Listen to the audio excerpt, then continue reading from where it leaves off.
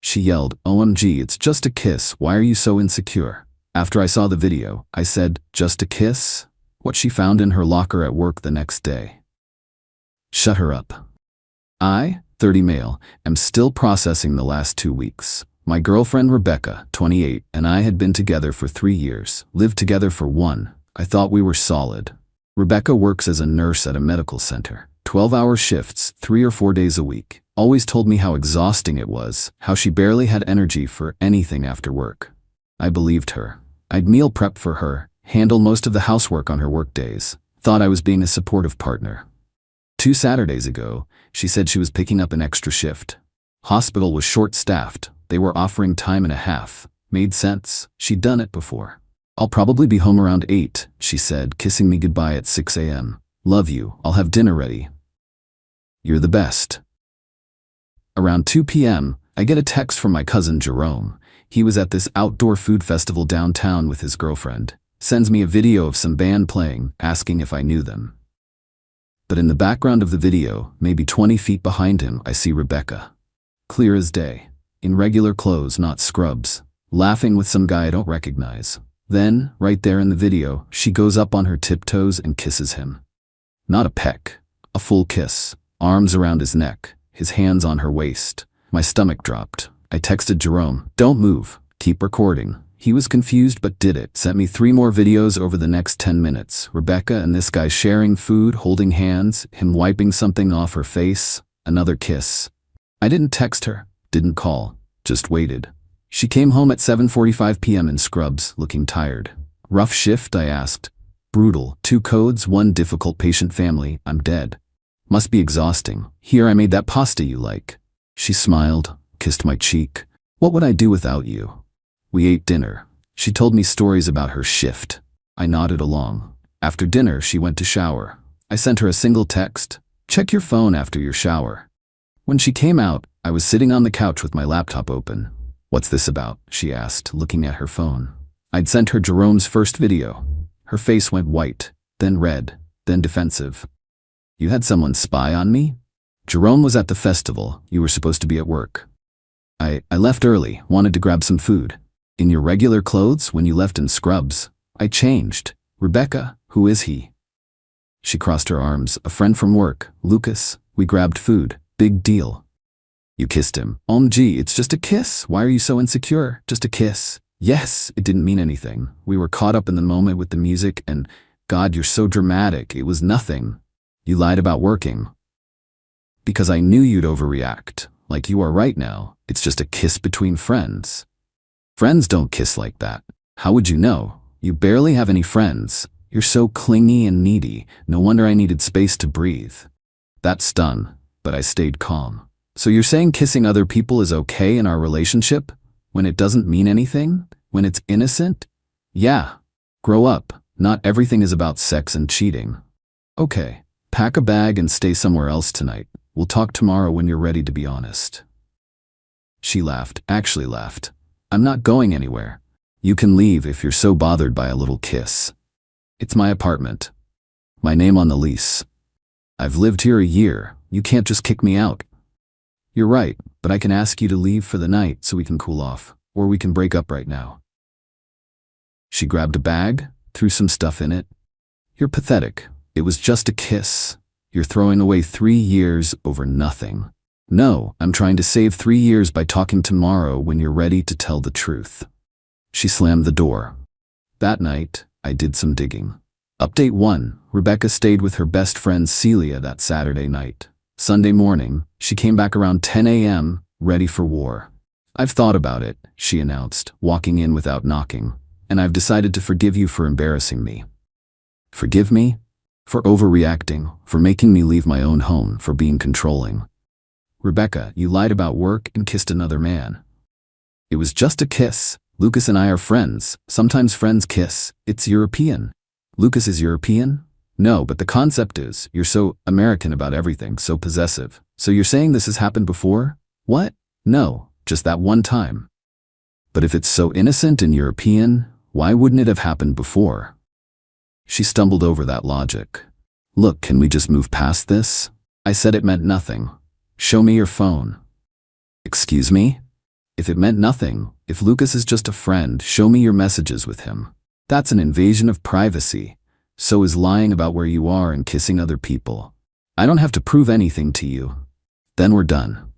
She pulled out her phone, deleted something right in front of me, then handed it over. See, nothing. You just deleted your conversation with him. There was nothing important. Then why delete it? Because you'd misinterpret innocent things. I handed her phone back. Rebecca, I need you to leave. We're over. Over a kiss? Are you serious? Over the lying, the gaslighting, and whatever you're hiding? I'm not hiding anything. You know what? Fine. When you realize how stupid you're being, don't come crawling back. Lucas actually appreciates me. I thought he was just a friend. She stormed out again. Here's what she didn't know. I'd already looked at our phone bill online. She'd been texting one number excessively for 2 months. Hundreds of messages daily. Late night calls. I did a reverse lookup. It was registered to Lucas Brennan. But I needed more info before I did anything. So I reached out to my friend Tanya, who also works at the medical center. Different department, but she knows everyone. Lucas Brennan? Oh yeah, he's in pharmacy. Why? Just curious. Rebecca mentioned him. Mentioned him? They're like always together at lunch. Everyone thinks they're, you know? They're what? Hooking up. Sorry, I thought you knew. I figured you guys had an arrangement or something. My blood ran cold. How long has everyone thought this? Maybe 2 months? He's always in the break room when she's there. They leave together sometimes. Someone saw them in his car a few weeks ago getting pretty friendly. And no one thought to tell me? We thought you knew. Rebecca said you guys were open. Open. We were not open. We'd never discussed being open. I thanked Tanya and started planning. Update 2 Monday. Rebecca texted me like nothing happened. Getting my stuff after work. Be there at 8. I'll be out. Doors unlocked. Leave your key. Whatever. But I wasn't out. I was at the medical center. See, I'd taken Monday off work, had something to deliver. Sunday night, I'd done more research, found Lucas on social media. Guy was engaged, to a woman named Diane who was currently deployed overseas. Military. Her Facebook was full of posts about missing her fiancé, counting down days until she comes home. 3 more months. I printed everything. Rebecca telling coworkers we were open. Lucas's engagement photos. Diane's posts about their wedding plans. Screenshots of our phone bill showing thousands of texts between Rebecca and Lucas. But the crown jewel? Tanya came through for me. Sent me security footage from the parking garage. 3 separate occasions of Rebecca and Lucas in his car, making out heavily. One where she's clearly straddling him in the driver's seat. All time-stamped during her shifts. I put it all in a manila envelope. Wrote Rebecca on the front. Monday afternoon, walked right into the medical center. Visitor pass for picking up paperwork. Went to the staff area. Found Rebecca's locker. Tanya had told me where. It was combination locked, but maintenance was doing work in the room. Told them I was Rebecca's boyfriend, forgot something in her locker. She gave me the combo, but I forgot it. Can't help you, man. Policy. The maintenance guy said, fair enough. Can you just put this inside when you see her? It's important paperwork she needs. I can leave it on top. That works. I tucked the envelope partially under the lock where it would be visible but secure. Then I left. 3 p.m. my phone explodes. Rebecca calling. Ignored. Calling again. Ignored. Texting. What did you do? How dare you come to my work? This is harassment. Everyone saw the photos. See, what I didn't know but should have guessed. Rebecca opened the envelope right there in the locker room, in front of 6 other nurses. The photos scattered. Everyone saw her straddling Lucas. Everyone saw the evidence she'd been lying about us being open. Then came the best text. Diane knows. Lucas is freaking out. Turns out one of the nurses in that locker room was friends with Diane.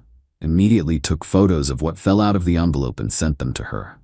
By 4 p.m., Rebecca was in the parking lot when I pulled up to my apartment. You ruined my life. How? It was just a kiss, remember? Everyone at work thinks I'm a homewrecker. Are you? Lucas told me he and Diane were basically broken up. The woman planning their wedding 3 months from now, he said she was obsessed and wouldn't let go. So you knew he was with someone? It's complicated. No, it's not. You cheated. You lied. You got caught. It was just, we didn't even have sex. So what were you doing straddling him in his car? You violated my privacy. You violated our relationship. She was crying now, not sad tears, angry tears. Lucas won't even talk to me. Diane called him screaming. He threw me under the bus, said I pursued him. Shocking. This is your fault, if you hadn't been so insecure about one innocent kiss. Rebecca, stop. You've been cheating for 2 months. Everyone at your work knows. You told them we were open when we weren't. You lied, repeatedly. This is all on you. I'll be the laughingstock. I have to work with these people. Should have thought of that before making out with an engaged coworker in the parking garage at work. I hate you, okay. She got her stuff that night, threw her key at me, called me every name in the book, said I was abusive, controlling, psychotic. Final update. So the fallout has been intense. Lucas's fiancée Diane broke off their engagement from overseas. She's staying deployed for another 3 months, but had her family clean out their apartment. Lucas had to move back with his parents. At work, Rebecca became persona non grata. Not officially. No one would risk HR issues. But suddenly, she's not invited to lunch groups. No one wants to swap shifts with her. The nursing staff is tight-knit, and many of them are married or in relationships. They don't trust her now. Tanya told me Rebecca tried damage control, telling everyone I was abusive, and she sought comfort with Lucas. But then other people started comparing notes. She'd told different people different stories. Told one we were poly. Told another I was gay and she was my cover. Told a third we'd been broken up for months but still lived together. None of it matched. Lucas threw her completely under the bus to save his own reputation. Claimed she pursued him relentlessly. Said she told him she was single. Even filed an HR complaint saying she created a hostile work environment for him. Wednesday, Rebecca showed up at my door at 11 p.m. I need to stay here tonight.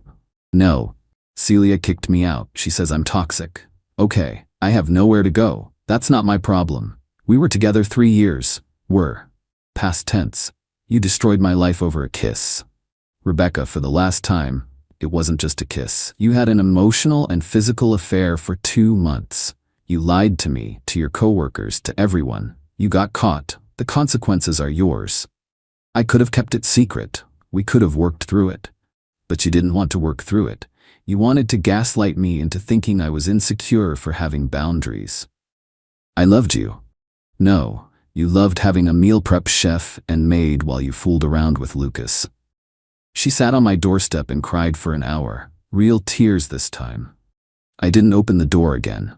Eventually she left. Yesterday got a text from an unknown number. It was Lucas. Thanks for ruining my life, asshole. You ruined your own life when you cheated on your fiancé. Rebecca said you guys were open. Did you ever verify that with me? Why would I? Because you were sneaking around with someone's girlfriend? She said it was fine. And you believed her because it was convenient. Diane won't forgive me. Good for Diane. Rebecca won't even talk to me now. Shocking that someone who cheats with you would also lie to you. You're a psycho. I'm a guy who provided evidence of an affair to interested parties. What they did with that information was their choice. He sent a bunch of angry texts. I blocked him. Rebecca posted on social media about surviving narcissistic abuse and starting fresh. 15 likes. Most of our mutual friends unfriended her after hearing the real story. Me? I'm doing okay. Apartment's quieter, meal prepping just for myself now. Started going to the gym again, matched with someone on a dating app yesterday. She seems nice. We're getting coffee Saturday. Funny how just a kiss turned into losing a relationship, a friend group, work reputation, and an affair partner. But hey, I'm just insecure, right?